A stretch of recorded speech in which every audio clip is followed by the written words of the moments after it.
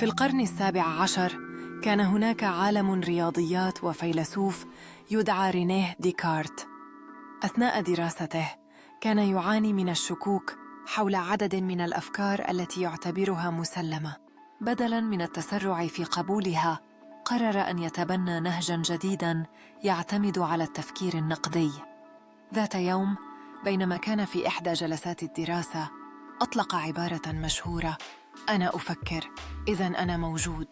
كان يقصد أن الشك هو بداية المعرفة، فبدلاً من قبول المعلومات ببساطة، دعا الجميع إلى التشكيك في كل شيء وفحص الأدلة.